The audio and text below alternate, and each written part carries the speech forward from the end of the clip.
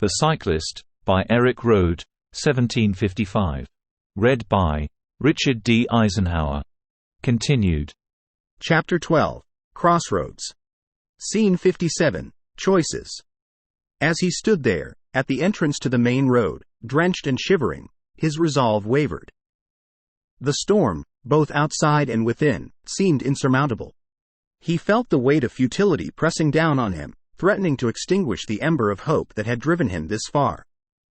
The road ahead, washed out by the relentless rain, appeared endless, winding through the obscurity of the night. Carlo's whole life seemed to flash before him in that pivotal moment. Memories of his son, Angelo, once filled with love and laughter, now carried the heavy burden of estrangement. The bitterness that had festered within him, fueled by past grievances, seemed to taunt him in the relentless downpour. Carlo's inner dialogue: is this really worth it? Is this quest, this noble endeavor, a futile one? I've already lost my son to a world I couldn't understand or accept. What if I lose myself to this storm, to this darkness? Is my pride worth Ponti's suffering? In the midst of his inner turmoil, Carlo paused for a moment. The raindrops, each one a tiny warrior in the storm, pelted his face, forcing him to look deep within himself. He searched his soul for answers, grappling with the overwhelming odds stacked against him. It was a moment of reckoning, a confrontation with his own vulnerability. Carlo's inner dialogue: but isn't this what life is about? Isn't it about taking risks, about fighting against the odds for the ones we love? Ponti's life hangs in the balance, and I am her only hope. Perhaps, in this moment, I need to let go of my pride, of my resentment, and embrace the possibility of redemption. With these thoughts swirling within him, Carlo decided not to give up on his quest. The overwhelming odds and the relentless tempest had beaten him down. Just as he was ready to throw in the towel, he felt a profound sense of surrender washing over him. Carlo's inner dialogue: it's time to admit defeat, to acknowledge that I can't control everything. Maybe this is the universe's way of telling me that I can't undo the past, but I can choose how I move forward. Scene 58. The wind shifts.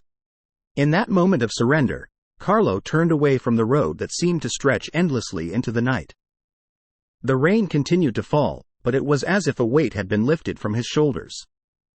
He knew that his decision would have consequences, but he was willing to face them, whatever they may be. In a momentary moment, he imagined retracing his steps back towards the cottage. The rain continued its relentless assault. Carlo's thoughts were a tempest of their own, filled with uncertainty and a glimmer of newfound hope. The storm had tested his resolve, but it had also brought him to a crossroads, a place where he could choose a different path. Carlo's inner dialogue: perhaps, in the face of this storm, I can find a way to rebuild not just the roof that shields us from the rain, but the bridges that connect hearts. Maybe, just maybe, there's a chance for redemption, for reconciliation. And so, determined to move forward with no turning back, Carlo took the first pedal forward. But then, like a distant star piercing through a stormy night, he spotted the glow of headlights, and hope surged within him.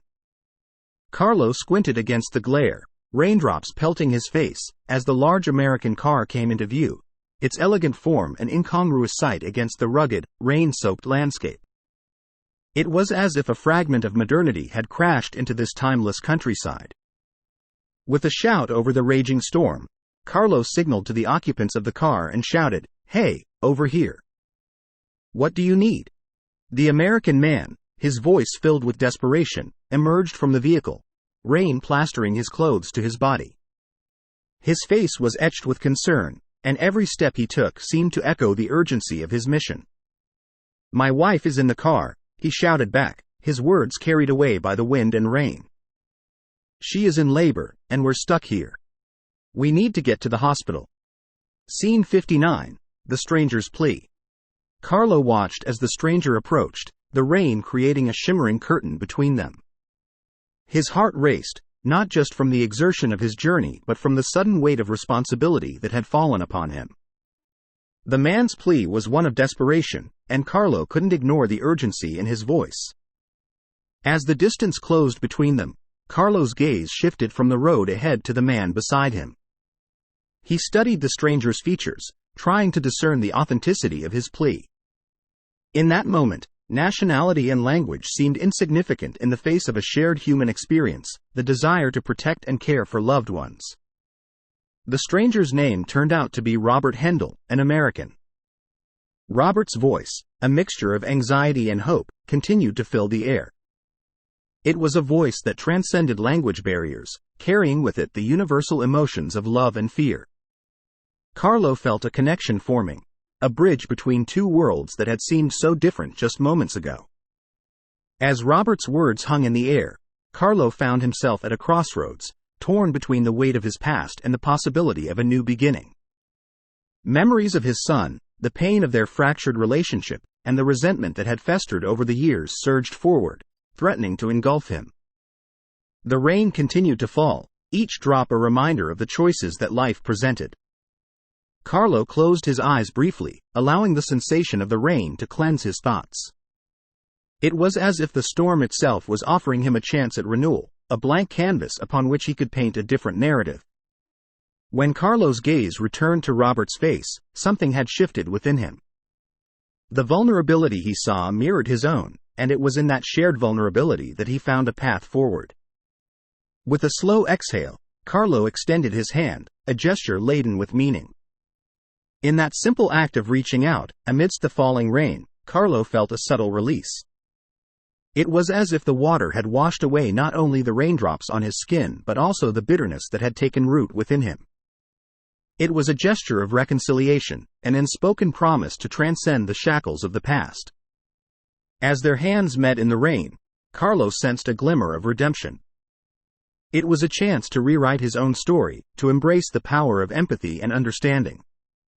The rain, now a symbol of cleansing and renewal, continued its steady descent, a reminder that new beginnings could emerge even in the midst of life's storms. Carlo's heart pounded with uncertainty as he stood at the crossroads of a critical choice. On one hand, he couldn't ignore the urgency of the American couple's situation. Their desperate plea for help tugged at his conscience, and he couldn't turn away from someone in need. On the other hand, there was Ponti, his beloved wife, who suffered from a weak heart condition. Every moment counted in her delicate state, and he couldn't bear the thought of leaving her alone in distress. Scene 60. The Divine Plan. Carlo's inner dialogue. What should I do? Ponti's heart condition is a constant worry, and any delay could be life-threatening. But this American couple is in a dire situation, too. Can I really turn my back on them when they need help? In that moment of hesitation, a resolute determination overcame Carlo. It was as if a divine plan had descended upon him like a bolt of lightning. An idea so clear and purposeful formed in his mind, an optimal plan, straight from the divine. Carlo's inner dialogue. I can do this. I'll take this couple to our cottage. Settle Robert's pregnant wife comfortably in one of our rooms. Then, I'll drive like the wind to fetch the doctor. He can assist both Ponti's heart condition and Robert's pregnant wife. It's a plan that feels guided by something greater than myself, by God's hand. With this newfound clarity and determination, Carlo turned to Robert. His voice, once torn by uncertainty, now rang with conviction. Carlo's resolute response. I'll help you. Let's get your wife to my cottage. As Carlo quickly got in Robert's car, they drove to his cottage. Meanwhile, the rain continued its relentless assault. Carlo and Robert were both soaked to the bone, but Carlo's decision had been made. He couldn't forsake his duty to help those in need, even in the midst of his own crisis. Back at the cottage, Ponti continued to hold the candle, her prayers now mingling with deep concern for Carlo's safety. Her voice, filled with longing and love, carried through the storm. Ponti's loving plea. Carlo, please come back to me. Be safe out there. Carlo's act of compassion, born from the crucible of the storm, was a profound turning point in his life. As he drove through the rain-soaked night with the American couple, he felt a sense of connection that transcended nationality and prejudice. The storm outside mirrored the tempest within him, as Carlo confronted a choice that had the power to bridge the chasm between past resentment and a newfound connection. The rain continued to pour, blurring the boundaries between old grievances and the possibility of a brighter future. And in that moment, amidst the chaos of the storm, Carlo's heart was filled with hope. It was hope that love and compassion could triumph over even the fiercest tempests, and that, perhaps, a path to redemption and reconciliation lay ahead. The Cyclist, by Erik Røde, 1755. Read by Richard D. Eisenhower.